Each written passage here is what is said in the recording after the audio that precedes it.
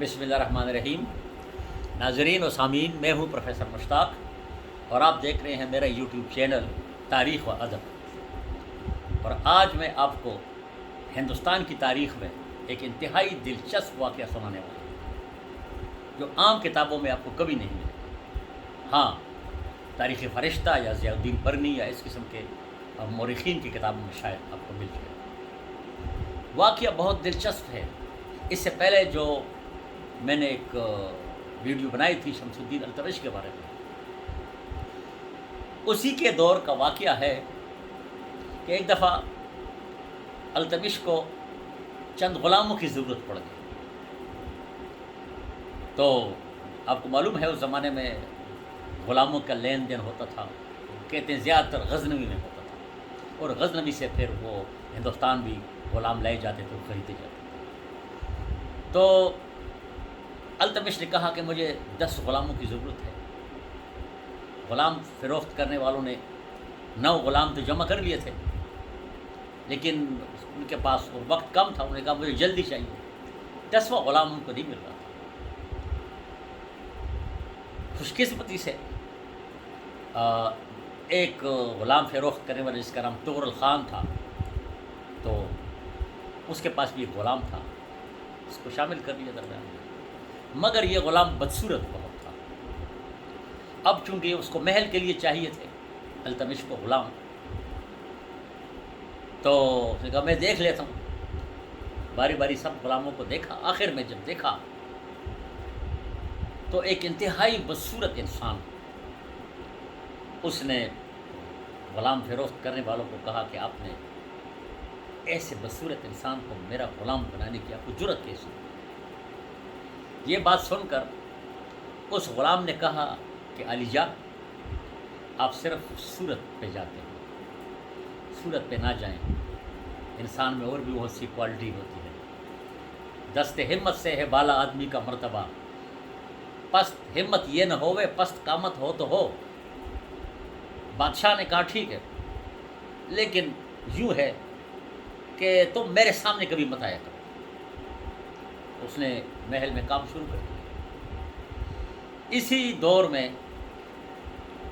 التمش، جو کہ جیسے میں نے آپ کو بتایا تھا کہ بہت زبردست بادشاہ تھا، اور اس زمانے میں منگولوں کا خطرہ، انہوں نے تو باقی علاقے فتح کر لیے تھے، ہندوستان پر بھی وہ حملہ آور ہوتے تھے۔ تو التمش نے بڑا زبردست ان کی روک تھام کے لیے قلعے بنائے ہوئے تھے، اور اسی دوران التمش کا ایک بیٹا اس جنگ میں مارا گیا۔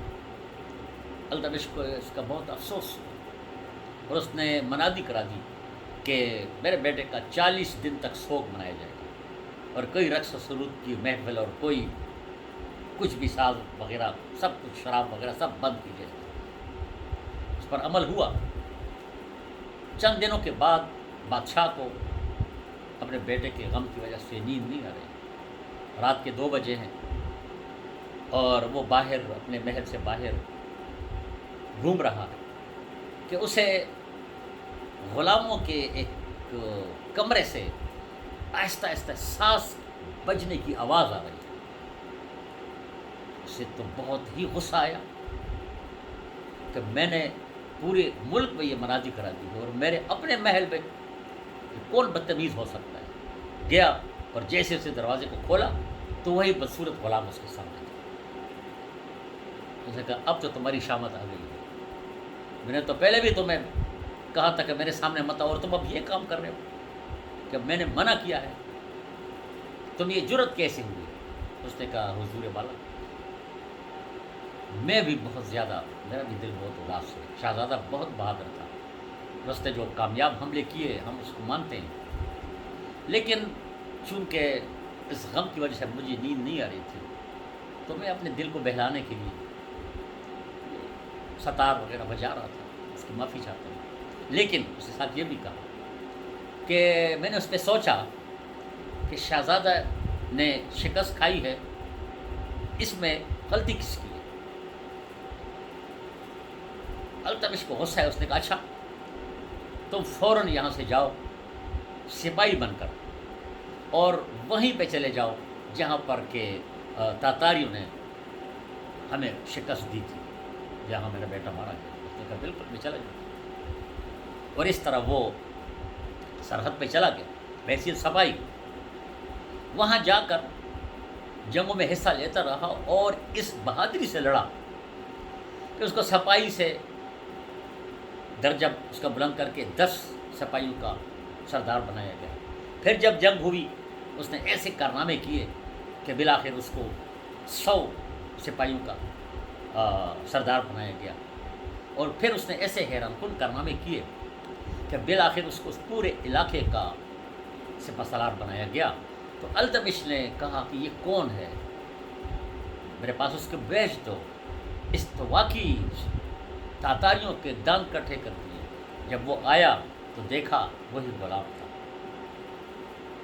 تو اس غلام نے کہا جناب میں نے تو کہا تھا کہ صرف صورت نہیں دیکھنی چاہیے، انسان کے اندر جو خوبیاں ہوتی ہیں وہ بھی دیکھنی چاہیے.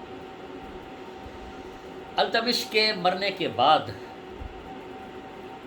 پھر اس کا بیٹا، اس کی بیٹی آپ کو معلوم ہے رضیہ سلطانہ نے 4 سال حکومت کی. اس کے بعد اس کے بیٹے نے، اور ناصر الدین محمود جو اس کا بیٹا تھا. اس دوران یہی غلام جو تھا یہ غیاث الدین بلبن کے نام سے پورے ہندوستان کا سپہ سالار بنا. اور اور پھر ناصر الدین محمود کے مرنے کے بعد غیاث الدین بلبن پورے ہندوستان کا بادشاہ بنا. غلامی سے بادشاہ بنا. اور پھر اس نے وہ کارنامے کیے تو میں صرف 2-3 کی باتیں میں کرتا ہوں چونکہ وہ بدشکل تھا، احساس کمتری سے تھی. تو وہ دربار پورے دنیا کے درباروں میں اس کا دربار سب سے زیادہ باروب اور سنجیدہ، اور وہاں پر کسی کو بات کرنے کی اجازت نہیں ہوتی تھی. وہ خود سلطان جو تھا وہ نقاب پہن کر آتا تھا. اس کا یہ خیال تھا کہ کوئی ہنس رہا ہے تو شاید یہ مجھ پہ ہنس رہا ہے.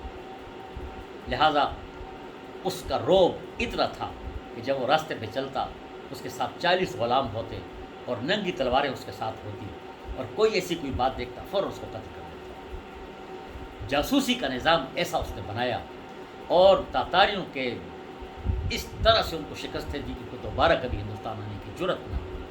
تو دیکھیں غلامی سے بادشاہت کس انداز میں اس کو ملی.